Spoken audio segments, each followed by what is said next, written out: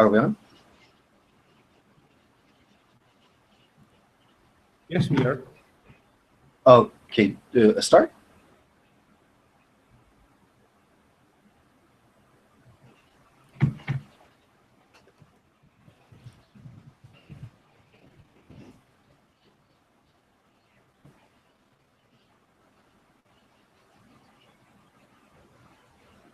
Good afternoon, everybody.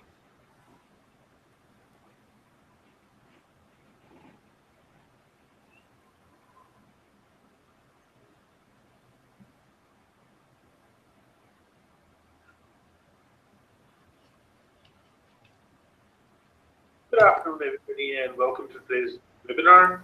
My name is Mike Page, and I'm here on behalf of our host, Jobs and Technology Group, and I will be your administrator. We have a great presentation given by our guest speaker. Let me introduce Darren Edelman, a certified professional resume writer. For more than 15 years, Darren has been creating rare documents that get results, including resumes, executive bios, cover letters, and more. He has advised top-tier industry leaders in rare search, including the Letters, Career Builder, Monster, JobFox, and RiseFund. His dedication to continuous learning and remaining at the cutting edge of the industry practices translates to an ability to work with clients from every industry and from C-level to entry-level. Darren will explain how to identify your unique brand and clearly illustrate to employers why you are not a prospect but the ideal candidate for the position. If you experience any technical issues during the webinar, please contact the administrator using the chat function. During the presentation, feel free to ask questions using the chat box. Darren will answer your questions in the following Q&A. Also, I would like to use this opportunity to encourage you to take advantage of the free offers that will be put webinar. Thank you very much for your attention, and now we will be moving to our guest speaker.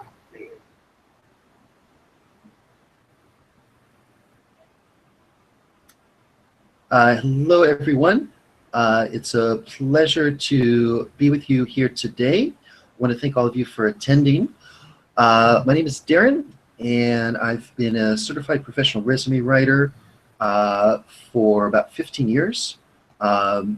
Usually the first question I get asked is there really such a thing as a certified resume writer? Yes, there is. I am living proof of that. We do have several different professional associations in the United States. We go through workshops, testing, and we earn our certification just like any other profession. We keep current on best practices, what employers are looking for, how job search has changed over the years.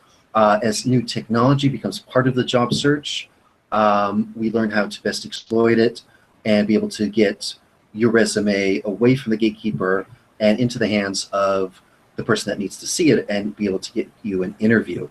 When LinkedIn was created, and then after a couple of years, it became one of the main sources where recruiters and employers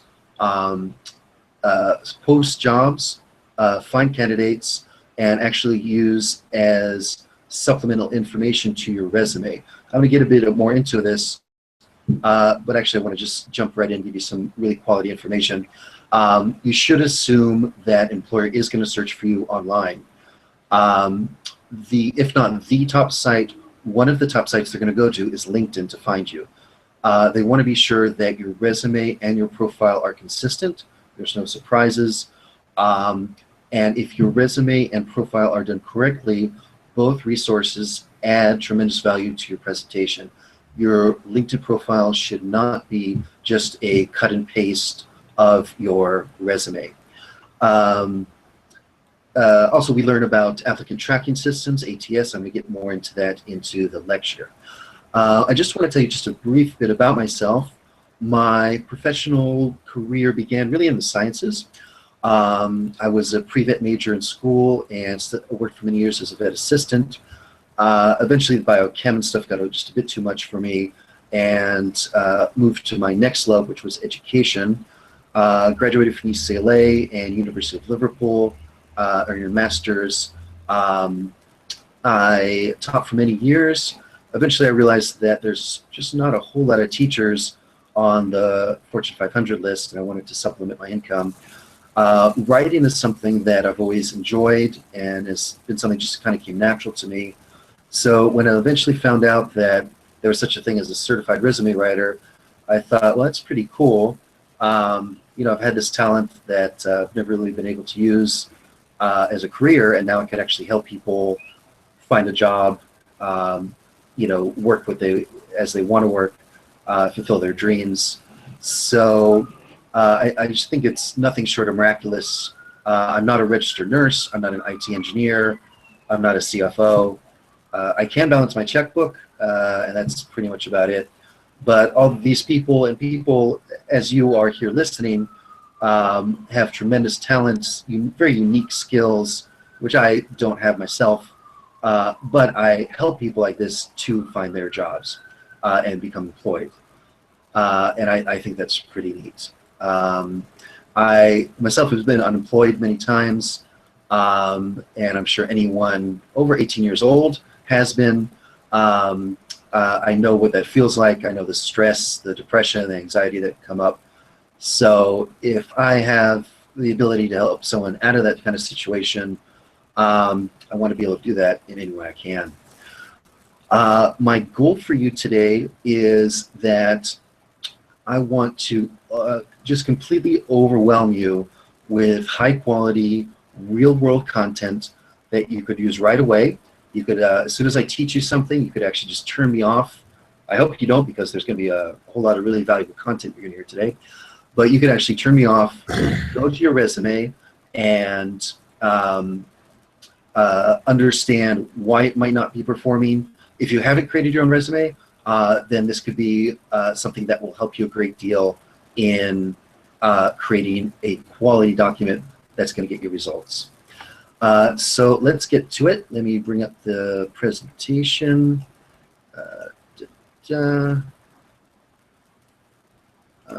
Okay, here we go. Okay, so in my 15 years or so, probably 10,000 something resumes I've seen and worked on throughout my career, I've found that people that write their own resumes, generally there are four main categories of mistakes they make. There are four main reasons the resume is not working. Let's see, and there's sort of five. So the first one, format, which is how it looks. Content, which is what it says. Branding, which is how you say it. SEO, which is how you get noticed. How do you get your LinkedIn profile to the top of search results? How do you get your resume that is on a job board or something in front of the HR person? And lastly is number five, which is, am I sections on the resume that's actually missing? I want to thank very much all of you who have sent in your resumes. We were a bit overwhelmed. I was planning to get, 10, 20, something like that, and put up maybe one or two and kind of go through some of the errors and what could be better. I can't really do that with hundreds. So what I did is I put many of the errors that I found, for those of you that submitted your resume, I made notes in this presentation, many of the things that I saw. I have one example of a resume just to make things go a little quicker, where I'll show you what these things are that I'm talking about. But as I'm going through format, content, branding, all these sections, you'll probably recognize in your resume these things that I'm talking about. Today I want to say that I'm going to give you bad news and good news. The bad news is today's job market. The good news is I'm here to help you with that. On the average, most jobs receive at least 250 resumes for any one job opening? This is a question that I want you to answer just really for yourself. Just think of a number.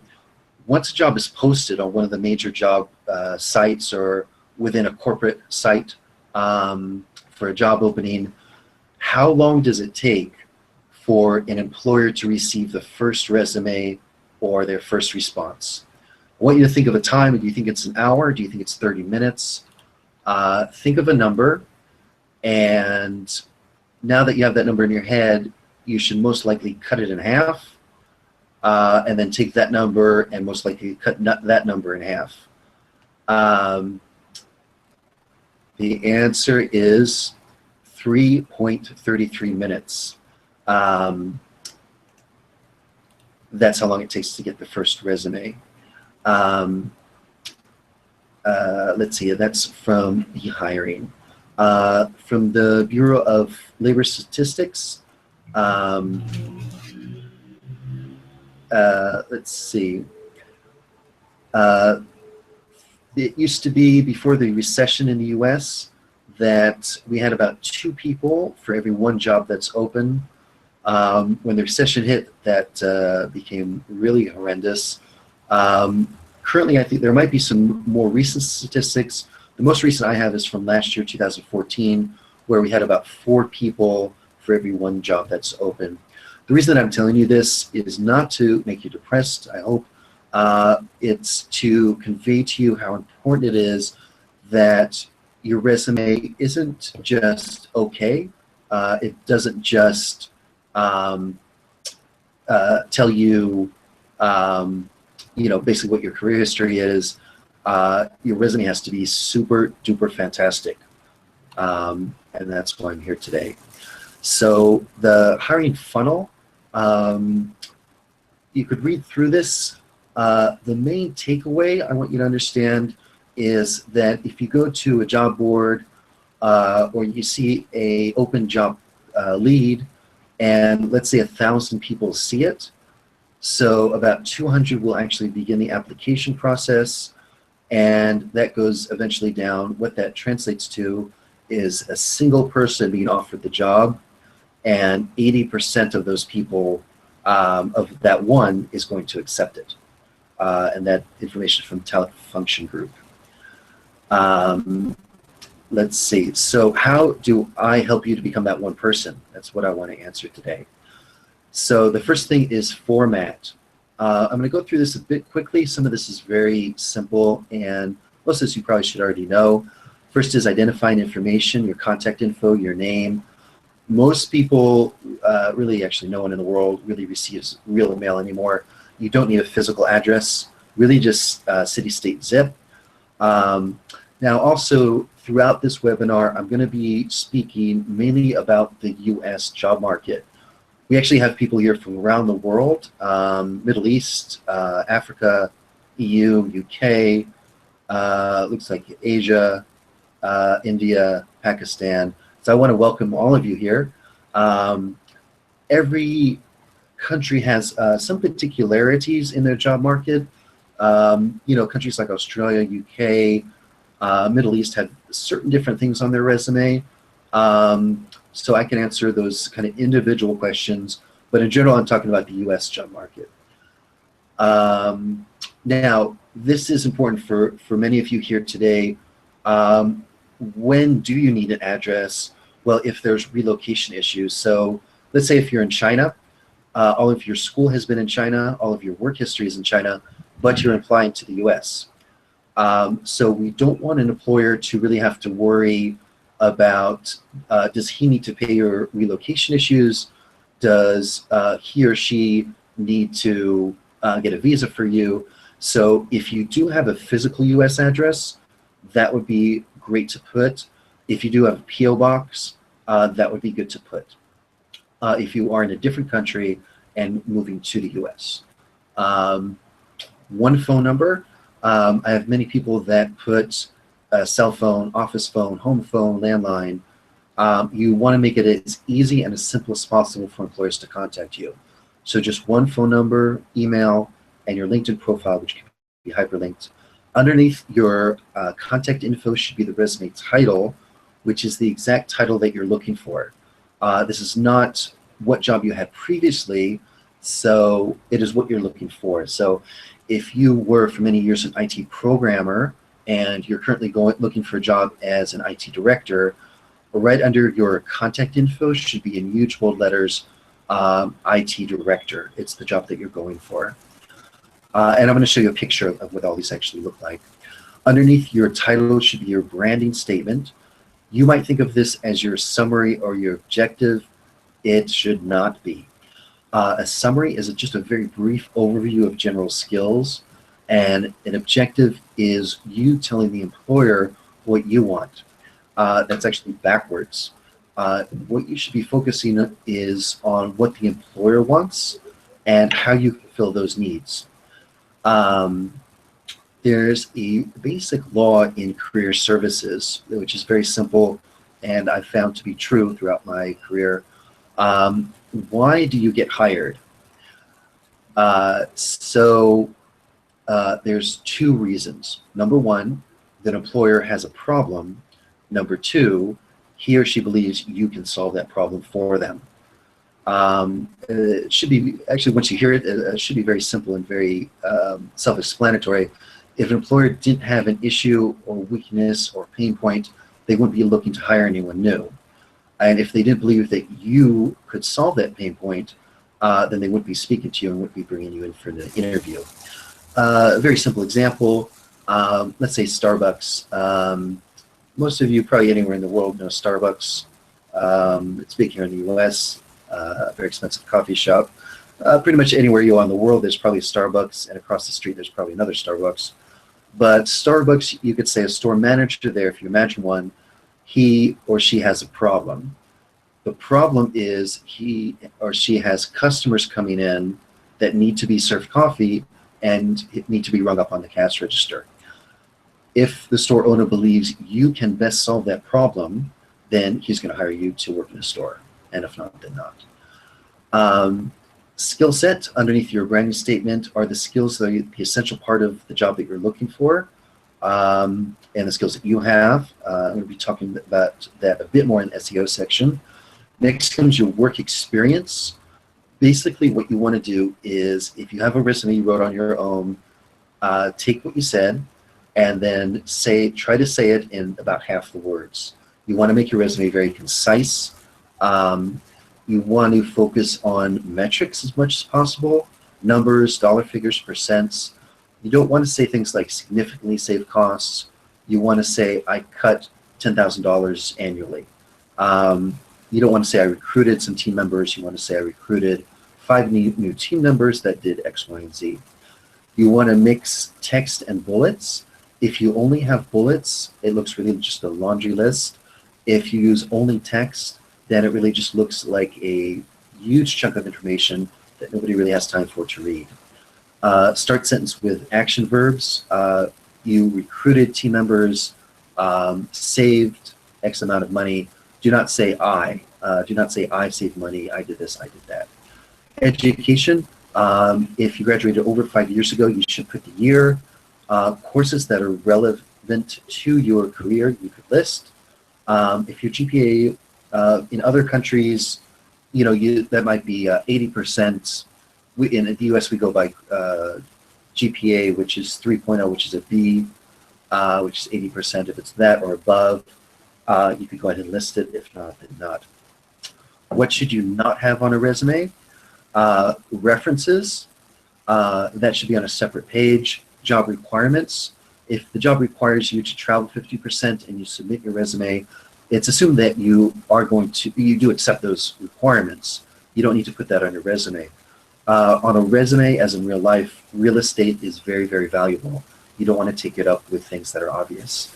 Don't put your needs. If you need visa, anything like that, that doesn't go on the resume. That's part of the interview. Salary requirements, again, a separate page. Reason for leaving previous jobs. That's really not relevant. It's generally not positive. That should be covered in the interview. Particularly in the US, I know different countries have different rules about this, but in the US, you don't want anything that indicates your date of birth, religion, health issues, marital status, anything like that. Let's get on to a picture of kind of what I was saying here. Let me enlarge this a bit. So here's Alex. Here's his title that he's going for, Senior Marketing Communications Manager. Now you can see here his history is he was only a marketing communications manager. He was never a an actual senior marketing communications manager, but this is the job he's going for. Next comes his branding statement, key skills, then his work history. Notice it's a mix of bullets and texts. Notice that he quantified his success as much as possible. 4 million return. I'll look at the numbers here. Numbers catch the eye, and that's very important. Let's see. Notice his use of white space. He used 2 pages. He didn't try to squeeze everything on 1 page. And then also the next section is his education. Let's see, let's move down, and we're actually running a bit behind. So let's see, let's move down. Okay. Let's see. Let's get this, move forward. Okay, this is really great. This is part of the Ladders eye tracking study. You can read the full study online. It's to me very fascinating. It's a study that the company I used to work for, the Ladders, put on. They sent resumes and profiles to a large number of recruiters, employers. This one part that I want to focus on for you today is an eye tracking study. So these heat signatures are employers and recruiters that looked at this resume, and this is a picture of where their eyes focused. So you can see here that they're looking at, these are probably numbers that's catching their eye. They're looking at key metrics and accomplishments in this person's history. You can see the red is where they're focusing. They're looking at job titles, looking at education, education down here, professional development, things like this. The amount of time that an employer actually spends looking at a resume before they make a go, no-go decision has gotten less and less and less. As you can imagine, as people are dealing with 250 resumes at least, they need to speed through these. The average amount of time for many years was 30 seconds. It's actually gone down. Most studies now say about 6 seconds. So a recruiter employer is going to look at your resume for about 6 seconds, look at some key things, and then put it to the side. Either it's going to come back to it and bring it in for an interview, or it's going to the circular file. Let's see. One way you're going to keep out of the circular file is number 3, which is branding. How you say what you say. These are 3 very, very typical really summaries. They're not really branding statements, but these are what people usually write on their own. Solution-oriented IT professional, results-centered, marketing executive. If you read through these, the question to ask yourself is, can anyone who worked a few years in this industry, could they say these exact same things? Results-centered. Well, there's pretty much everyone should be results-centered. Innovative, project manager. Well, what does that mean? Is this the person that created the iPhone? Did you create something new? What have you done? Solution-oriented. Nobody's problem-oriented. What does this mean? Here are some examples of branding. Well done branding statements. So here's Jim, 20 plus years. 20 plus years in these key industries and verticals, seasoned in supporting 250 global personnel, Fortune 100 industry leaders, budgets of over $1 million.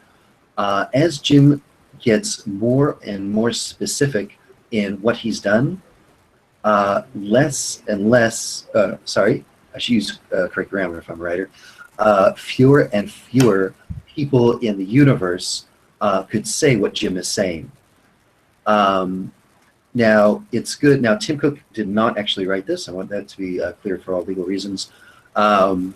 If you do have a good personal evaluation, if you have good reference letters, it's a wonderful idea to take a brief quote, maybe just 1 or 2 lines, and stick it into your branding statement, particularly if you feel that this really sums you up well who you are, right? So what this person said is that Jim is committed to finding the right solution, cost effective, I heartily adore him. So something like that is fantastic to be able to put in your statement. Here's Stephanie. Stephanie wants to be a medical son. And so these are some key skills that she brings to the table, working with OLs, opinion leaders, stakeholders, 10 years as a sales rep. Now, particularly for sales and metric-driven careers, the key thing is metrics, numbers, dollars. If you have good ones, you want those as quickly as possible mentioned in your resume. So surpassing sales target over 120%. Now, these were actual names of drugs. She's the one that launched this drug, which is currently performing at 600 million revenue. And I can guarantee you there is no one else in the universe that launched this drug that's performing like this, or this drug that's performing like that. There's very, very few people in the universe that work to get a drug restored to a Medicaid list by working with physicians. As you read through this, you get to know who Stephanie is. The key question to ask yourself when you're creating your branding statement is, once I create this, does someone really need to read my cover letter? Do they really need to read the rest of my resume, search me online, go to my LinkedIn profile? With a sales job like this, with these kind of numbers, the employer should really want to talk to her. Make that 6-second decision as easy as possible for the employer, and make yourself extremely valuable that the employer needs to bring you in. Not just wants to talk to you, but needs to. Here's Sam, an executive. Nice 4 quick bullet points. Very easy to read. You can't help but wanting to read, some quick little bullet points. Now, this isn't the actual thing he did. If I mention what he actually did, you'll be able to identify him. But for this case, he thought of what was one of the most spectacular things that he did in his career. He put that as part of his branding statement. He led the largest corporate firewall installation on the West Coast, and he became the single source for projects for Hilton hotels. So again, this is something no one else can say. And look at these numbers: 600% increased company value, 200% increase in revenue within 24 months. The board that reads Sam's resume, in order for them not to bring Sam in, they not just have to be stupid, they have to be super duper stupid not to want to talk to a person like this. And that's the position that you want to put yourself.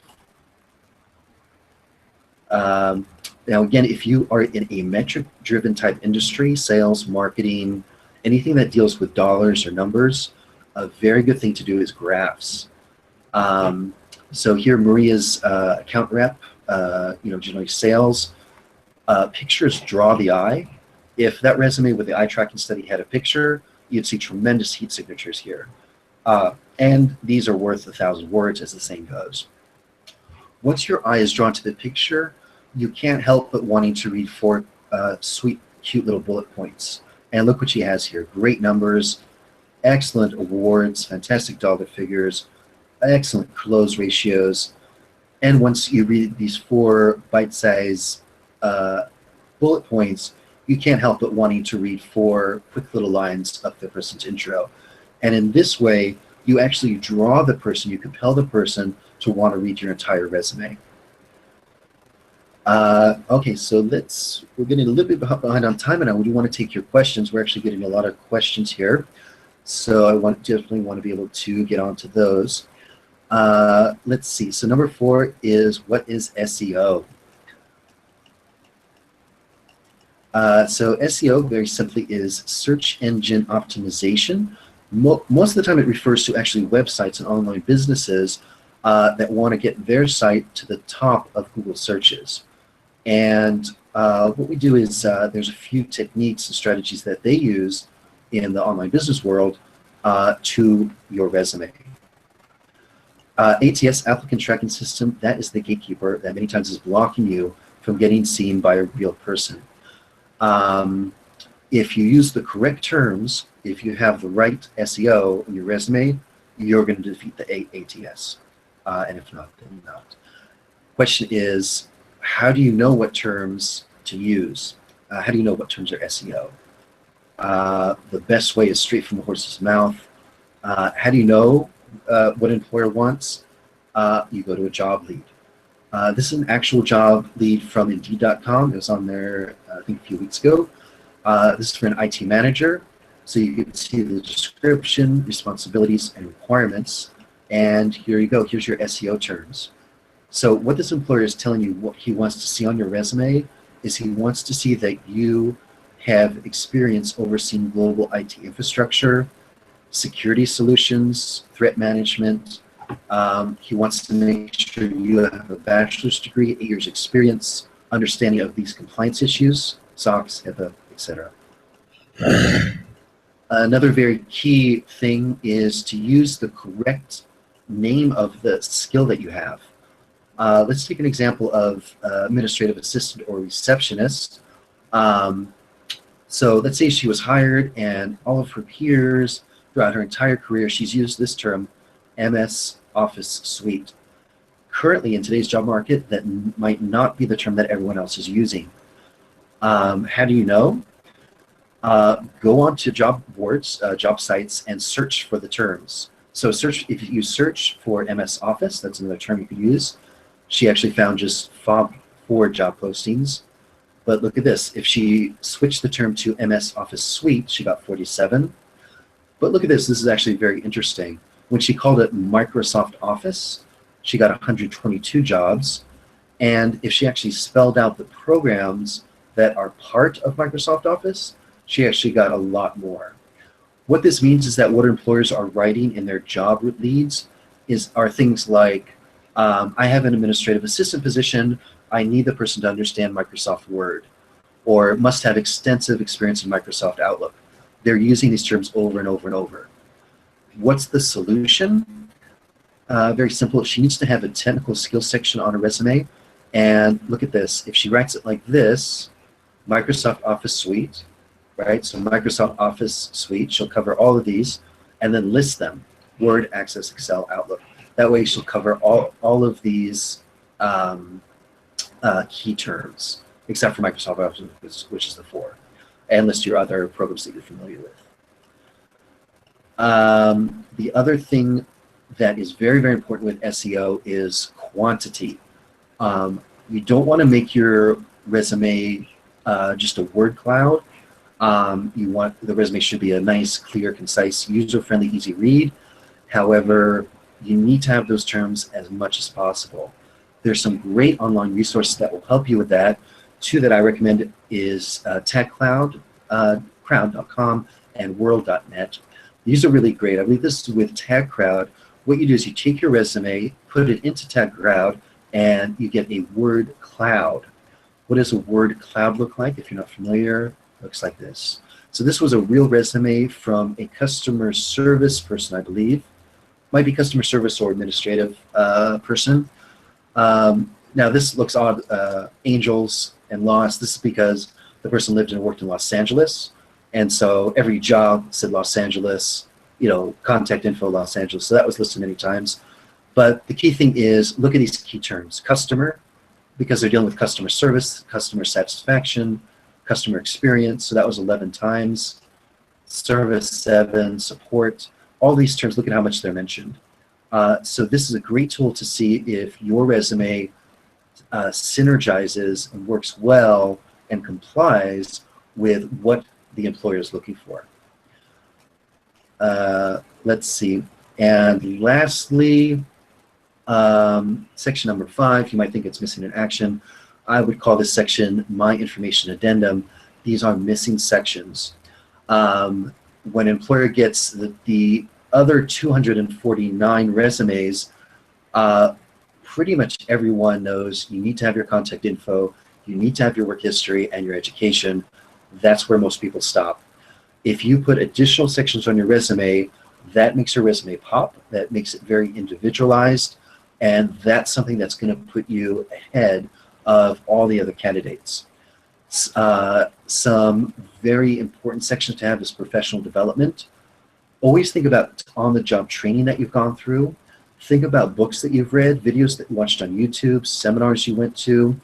If you're in sales, you should be reading books or watching videos on key terms like spin selling, consultative sales. Hopefully you took some kind of job training about active listening, relationship development, things like that. Key books, no matter what career you're in, there's basically two types of skills. Hard skills, which is agile, waterfall, technical skills that's important to your industry. And secondly, are soft skills, which is kind of person to person, kind of warm and fuzzy skills. So let's say teamwork, leadership, problem solving, crisis intervention, communication, negotiation, those kind of people to people skills. Dale Carnegie is a great source, How to Win Friends and Influence People. That's his book. It's one of the most well-known books in pretty much any industry. Consider looking for industry experts. Google Talks has some great stuff. Let's see, an idea to find out who is an industry expert is go to Amazon or Google and just start searching around for subjects like best books on sales, best book on agile methodology, best books, on on strategic online marketing. Read these books. There's some great sites that actually will take these books and summarize them if you don't have time to go through books. Hopefully you wrote a great resume and you're spending most of your time going to interviews and you don't have time to read. One site in particular I recommend is writinghelp-central.com. This is a great source for looking at book summaries. You could very quickly understand what these cutting-edge research and the top bestsellers are saying in your industry, and very quickly you could become an industry expert. Consider computer and language skills. Now, MS Office, at this point, I would say anyone over 6 years old knows Word. They know basic internet, etc. It's usually other programs, SAP, Adobe, these kind of programs that you should also list. If you find these job requirements, these particular programs, that is a clue that that's an SEO term. Make sure to have that on your resume. Another thing to think about is if you're using particular programs on your job, if you're using Photoshop day in and day out, and you're going for the same type of job, very likely that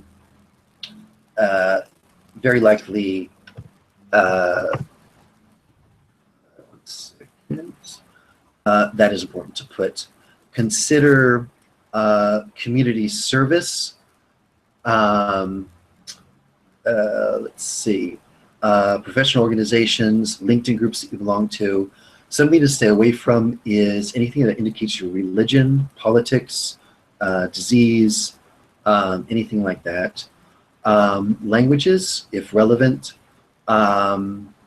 Let's see, awards or recognition. This is particularly a great idea if you have awards that are over 10 years old, over 20 years old. Otherwise, they're going to be buried in your career history and nobody's going to find them.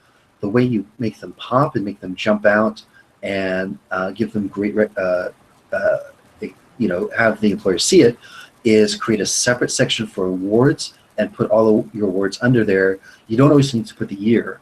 So if you won a Webby Award or whatever, in 95 or 2000 or whatever, you don't always need to put the year. You could just list the award or how many times. Publications, seminars, presentations you've been a part of, projects you've been a part of, project managers, PMPs, this is great. Also, don't be shy if you've been a part of a project that had a great result. If you were, you didn't lead a project, but you were part of a project in some way that penetrated a new country, that launched a new product. That is great to put. One of the most important things on a resume is never lie. You always want to tell the truth, so don't exaggerate. You know, if you haven't led the project, do not put that you led it. But if you did have something to do with the project, go ahead and list it. So that's it for me. We have a lot of questions, and we're actually a bit running out of time. So just to summarize, if you are writing your own resume, please, I want you to be very careful and be aware of the main traps that everyone else is falling into, and I don't want you to fall into the same. Consider your format, how your resume looks. You could actually go to my LinkedIn profile, Darren Edelman on LinkedIn.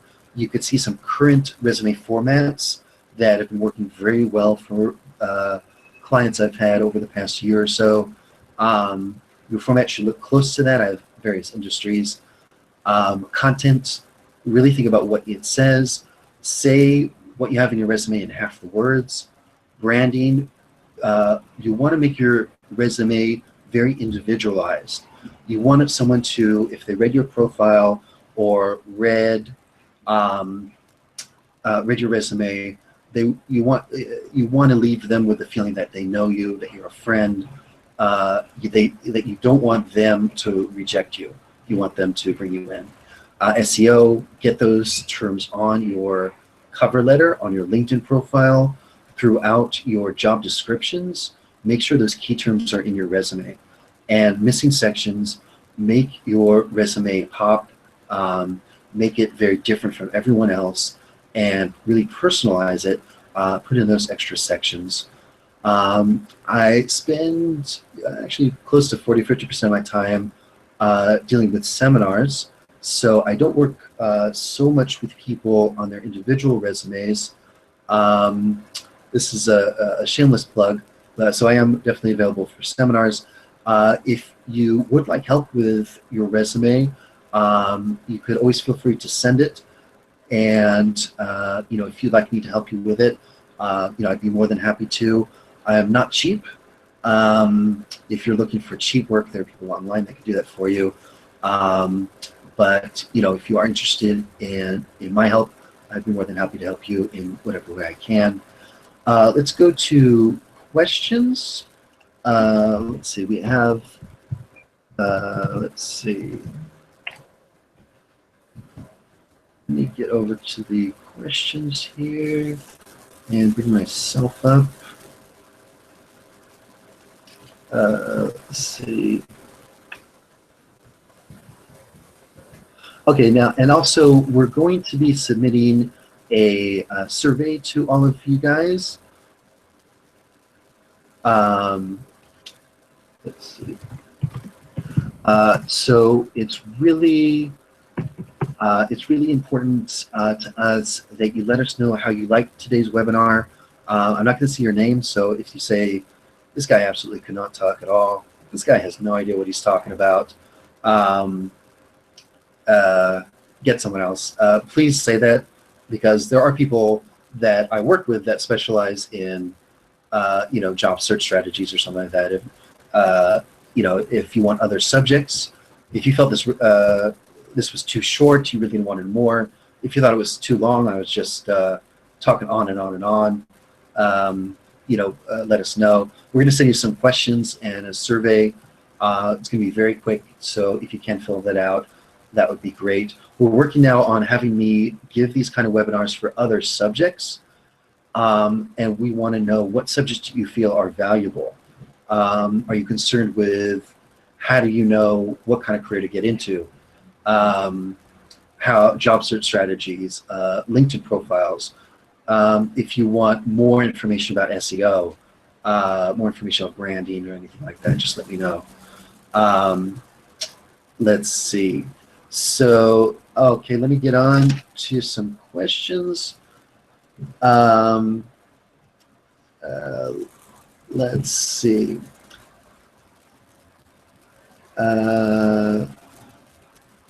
Okay, here's the good one. I'm a veteran of 12 years and returning from the Middle East. Most of my career was in the Army. How do I translate this to the civilian world? So that's a very good question. I actually work with some vet organizations, so this question comes up not daily, but very often. First of all, I want to thank you so much for your service.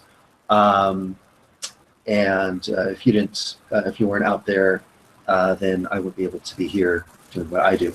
So what you want to look for is, first of all, what job do you really want? What career are you interested to get into? When I do my seminar on job search strategies, you can actually find this Venn diagram online. I'm just going to describe it. If you imagine three circles, similar to the Olympics symbol, so imagine three circles, and these are the three key points. What you enjoy doing, what you are good at, and what someone will pay you to do. Where those three items intersect is the job you want. That's your sweet spot. So, if you were in infantry, so, if you dealt with making sure your team had supplies, that the supplies arrived just in time, the inventory was, accurate and such. So that's actually supply chain. You might be interested in supply chain. If you dealt,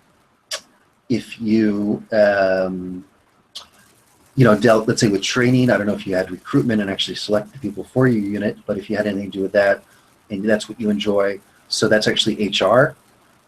Maybe that's the type of career that you're interested in. So first of all is to think of what career you're interested in, and then the next thing is what transferable skills do you have that translate to that industry. So to look at job leads, and let's say for human resources, they're going to want you to have experience presenting. They want you to have experience training people, things like that. Let's see, here's another one. I can't find a job. Okay, that's not really a question, but let me change that statement into a question. How do I find a job? So there's some excellent resources. Let's see. Indeed.com is one I generally recommend. Generally, if the other job boards have, let's say, if one job board has job number 1 and 3, and another job board has job number 2, so Indeed.com will tend to have job number 1, 2, and 3. That's generally one of the best resources. Also, they have email alerts. So if you're looking for an IT director position or something like that, you can actually put that key term in as an email alert to yourself. Let's see, one second. So anytime that a job for IT director comes onto the site, it gets put onto that job board, you get an email. Another great site is LinkedIn, actually. If you have a well-done profile, then you're going to have recruiters and employers find you because they're looking for candidates. Also, a large portion of jobs are found by the hidden job market. So that's networking, that's having a person in a company or in a place that knows about a job. And you'd be surprised when you start developing your contact list, how many people that you know that might be part of a company or that might know about a certain job or something like that. Another thing, as I talked about the professional organizations, that on LinkedIn, those groups, those are actually great resources to find jobs and to put people power to work for you. So if you're in marketing, there's a bunch of marketing associations, you become a member of that group and just say, hey, I'm actually looking for a job in digital marketing in Northern California. Does anyone out there know of any openings or potential openings? You'd be surprised about what you could find. Another thing is, if you know exactly the position that you're going for, you should focus on the position. So if you're going for IT director, that's the kind of term you should search for on LinkedIn and job sites, etc. If you are in love with a particular company, so you should focus on that company. So if you love Google, if you love Apple, go to their sites, look for job openings. On LinkedIn, try to connect to top people. You'd be surprised, actually. Nowadays, we have Twitter, all the social media. In previous generations, if you actually wanted to speak to these Fortune 500 CEOs, good luck, unless you were another CEO of a equally higher firm. But nowadays, you could join the CEO and the head people in HR, join their Twitter accounts, get involved in their social media, connect with them, and try to get yourself noticed. Let's see. And this might be, we're running out of time. Let's see, we have a few minutes left, and looks like about 100 different questions. So let me just take it on a first come, first serve. Let's see.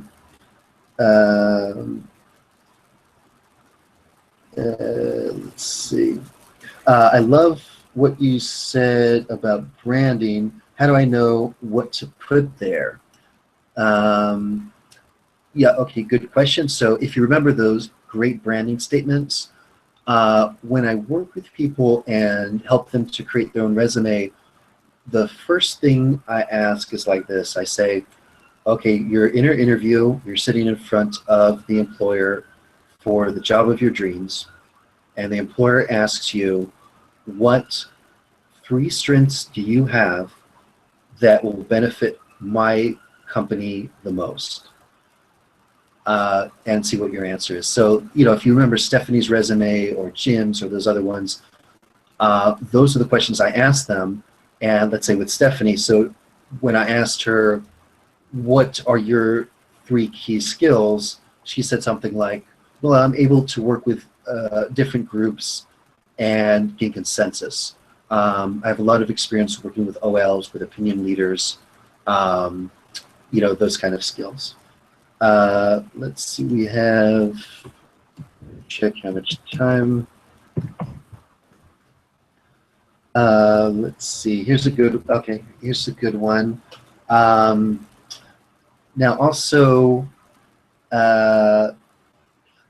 if your question wasn't answered, which looks right now about 500 some people, feel free to email me. My email is here on the screen.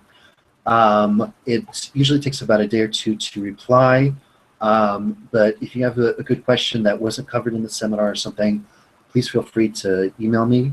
And like I said, if you have a group or organization that is interested in other seminars, let me know. If you're interested in having me help you with your resume profile, just let me know. Let me see, let's take this last question. I had a wonderful career in HR, then took off 7 years to raise my children. I want to get back to the workforce. How do I address the gap? Also, can I put PTA as a professional organization? Okay, so career gaps are actually very common. There's a couple of different solutions to this. One is consider education. If you're doing any kind of education work, if you're reading books, watching videos, we could always start your resume with something like, even if the first job starts in 2010, we could start your resume with something like, since 2010, have been keeping current on industry trends and best practices, attending this and that trade show, this and this webinar. If you earned a certification, something like that would be great. If you're involved in any kind of volunteer work, put that there. Let's see if some other options. Another thing is consider consulting work. So even if you don't feel this is kind of really serious, let's say you're in HR and you have a friend who has his own business out of his home, and he just came up to you and said, hey, I'm thinking of expanding. How do I do that?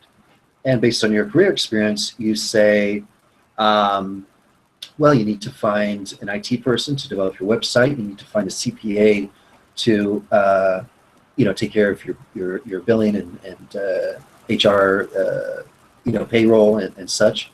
And then he says, well, how do I do that? How do I find a person? So you say, let me find a few good CPAs for you. So what you actually did is you researched the current market to identify ideal vendors. If you found a few and you selected the most cost optimal one for this person, then you actually help to reduce this person's costs. You actually have some fantastic consulting work, which you could actually start your resume with. And another option is the resume should be chronological for most of the time. So it should start with your most current job. Let's see. So it should be the most current job. However, there is some ways you can get around that.